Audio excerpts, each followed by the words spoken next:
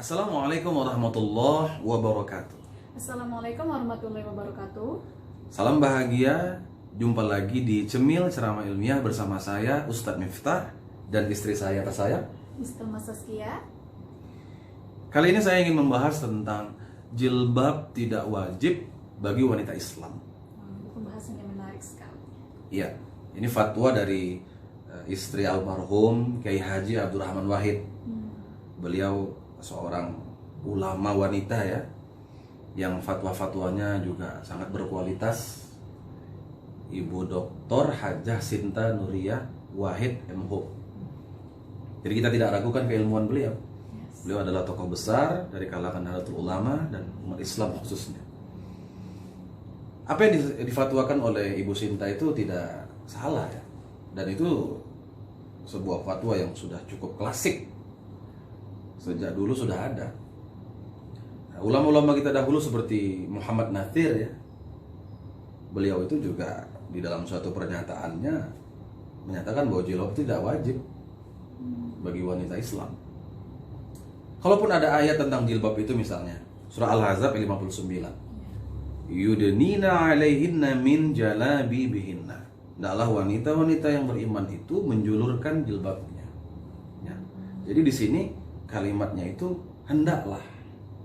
Jadi tidak ada fi'il amar, yaitu kata perintah. Atau kata tersebut misalnya berjilbablah, begitu, tidak ada. Atau diwajibkan bagi wanita muslimah itu berjilbab, tidak ada. Artinya hanya sebagai anjuran.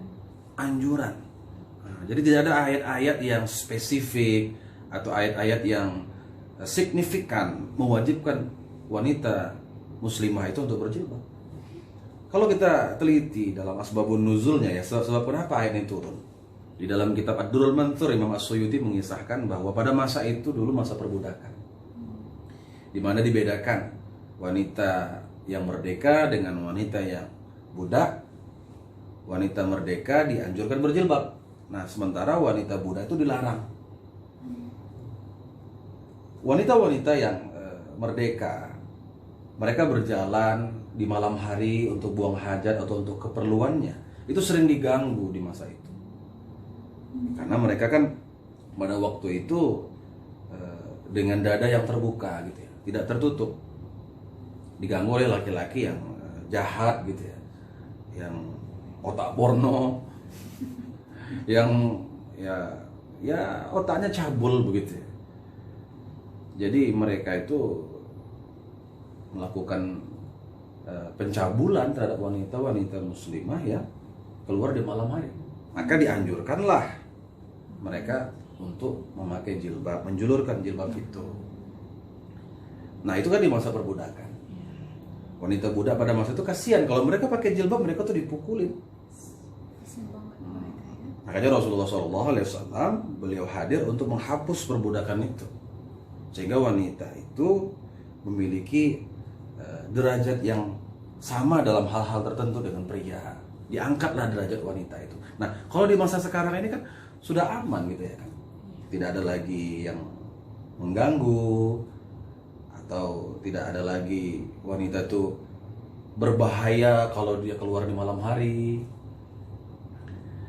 Mereka aman-aman aja. Nah, dari situ kita dapat melihat situasi yang sudah aman, yang berbeda di masa yang lalu, itu menggugurkan hukum yang telah lalu itu.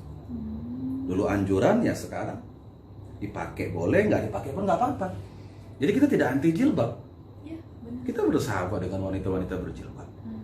Tapi kita juga memotivasi wanita-wanita yang memang tidak ingin berjilbab, karena itu hak setiap wanita kan. Benar sekali.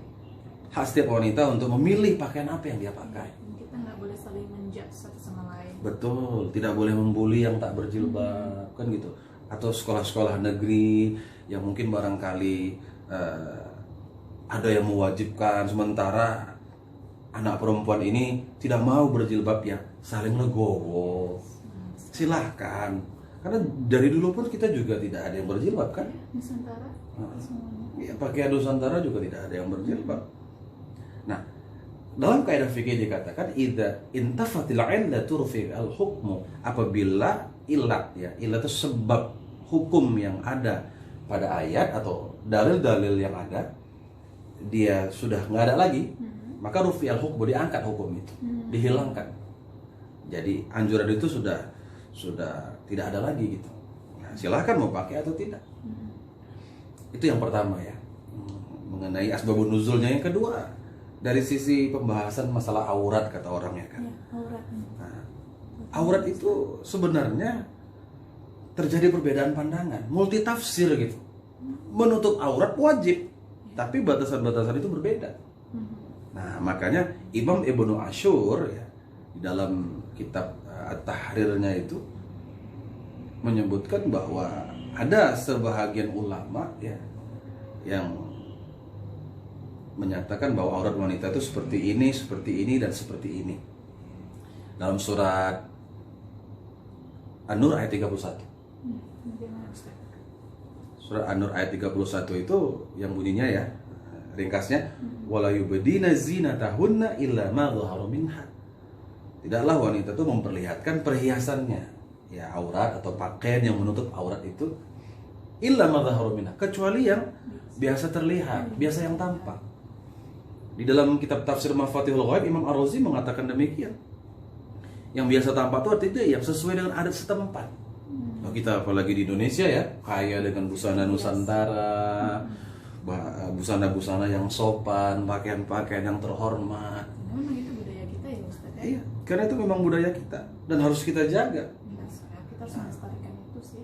Di dalam surat tersebut ya, Imam Ibnu Ashur mengatakan bahwa wa fassara ma dhahara minal wajhi wal kaffain qila al-qadamain wa sya'ri. Artinya bahwa yang boleh terlihat pada tubuh perempuan ya, itu misalnya wajah, telapak tangan, kemudian kaki juga boleh terlihat, wa sya'ri, rambut juga boleh terlihat.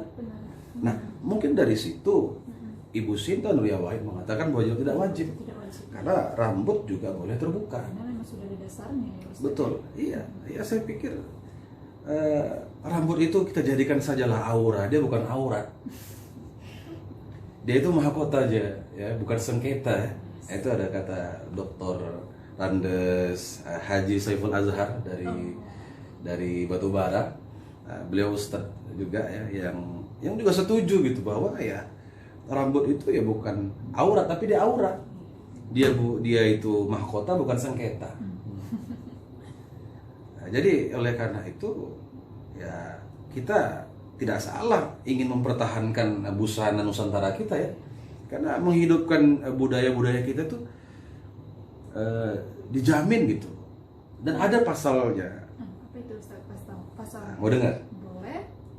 Undang-Undang 45 pasal 32 ayat 1 yang berbunyi, negara memajukan kebudayaan nasional Indonesia di tengah peradaban dunia dengan menjamin kebebasan masyarakat dalam memelihara dan mengembangkan nilai-nilai budayanya. Nah, gimana? Kita dijamin haknya ya, Ustaz ya. Begitu indah memang pakaian Nusantara itu ya kan. Sopan, ya kan. Silakan. Mari kita pertahankan budaya itu. Jadi kalau rambut saja boleh terbuka, kaki juga boleh terlihat, kan begitu. Bahkan betis juga boleh terlihat. Betis juga boleh terlihat di dalam kitab Al-Fatawa Al-Hindiyah, salah satu kitab bermadhab Hanafi. Imam Nizamuddin Burhan Puri menyebutkan yubahun nadhuru ila saqiha illam yakun nadhru an syahwatin. Boleh laki-laki itu melihat betis wanita selama memang melihat itu biasa saja, tidak dengan syahwat, ya kan. Ya. Lengan juga kata muridnya Imam Hanafi Abu Yusuf ya di dalam kitab Al-Mabsut karangan Imam As-Sarakhsi bahwa yubahun nadhuru ila dhira'iha aidan. Boleh juga melihat lengan wanita. Seperti saya ini sekarang ini boleh ya Ustaz ya? Ya, boleh sekali kalau kita lihat ibu-ibu Bayangkari, ibu-ibu TNI itu ya kan, pakaian mereka dengan rok sepan, betis sampai betis gitu kan, dengan lengan yang terlihat kan gitu kan. Ya itu pakai yang sudah termasuk Islami banget gitu. Sudah cukup ya.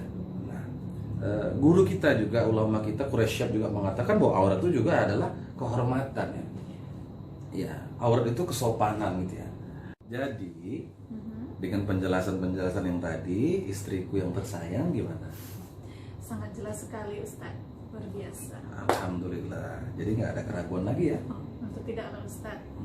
Kita berharap dari penjelasan-penjelasan ini anak-anak, wanita, ya cewek-cewek yang mungkin yang tidak mau berjilbab ya silahkan. Ya, silakan.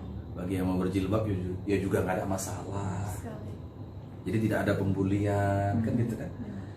Karena orang-orang tua dulu kita juga ya seperti itu kan, tidak berjilbab tapi tidak ada pembulian gitu kan. Bagi ada yang mau berkerudung pakai, yang mau berhijab berjilbab pakai.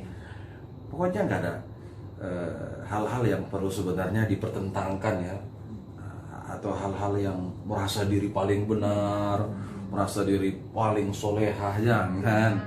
Karena memang ya Rasulullah mengingatkan kepada kita di dalam sebuah hadis, hadis sahih, innallaha la yanzuru ila ajsamikum wala suwarikum walakin yanzuru ila qulubikum wa amalikum. Sesungguhnya Allah itu tidak melihat ya penampilan kita, ya kan, tidak melihat gaya kita, tapi yang Allah lihat itu hati kita dan perbuatan kita.